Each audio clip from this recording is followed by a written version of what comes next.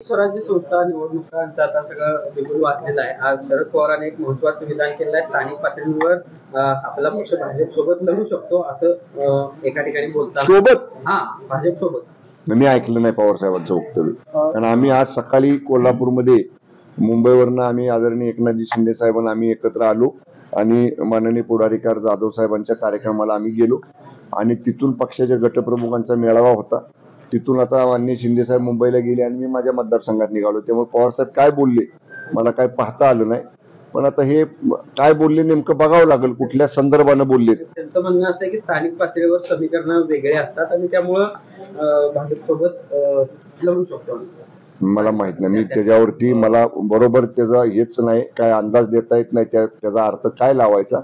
पण ते पाहावं लागेल कुठल्या संदर्भाने पवार साहेब बोललेले, तर मग त्याच्यावर मी प्रतिक्रिया देतो. निर्णय दिलेला आहे ज्या मतदारांची नावं 2 ठिकाणी आहेत अशांच्या ठिकाणी डबल स्टार जो आहे तो करण्यात येणार आहे. डबल स्टार चिन्हांकित करण्यात आलेल्यांचं एक संख्या जी आहे ती तपासण्यात येईल आणि त्यानुसार त्याला एकाच ठिकाणी मतदान करता येईल असं निवडणूक आयोग. एक पुढचं पाऊल बघा, ह्याच्यामध्ये दुबार मतदान तिबार मतदान ज्या ठिकाणी तक्रारी येतात एका व्यक्तीचं नाव दुसऱ्या विधानसभा मतदारसंघात किंवा त्याच मतदारसंघातल्या दुसऱ्या गावात, त्यामुळे अशा ठिकाणी त्यांनी म्हणले काल काहीतरी ऍप तयार केले निवडणूक आयोगानं आणि त्या ऍपच्या माध्यमातून ते डबल स्टार त्या नावापुढे देणार आहेत आणि ती व्यक्ती मतदानाला गेल्यानंतर शासकीय अधिकारी मतदान यंत्रणा प्रक्रियेतला शासकीय अधिकारी त्यांच्याकडनं फॉर्म भरून घेणार आहेत की तुम्ही दुबार मतदार तुमचं नाव इथं आहे आणि इतर ठिकाणी आहे, तुम्ही इथंच मतदान करणार आहात का नाही, इथं करणार असेल तर दुसरीकडे केलेलं नाही किंवा करणार नाही असं लिखी द्या.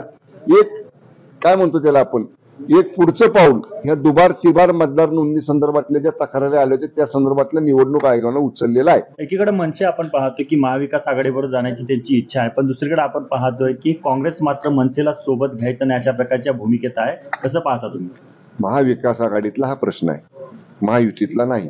त्यामुळे ते महाविकास आघाडीचे दिग्गज नेते कोणी असेल त्यांना तुम्ही विचारा.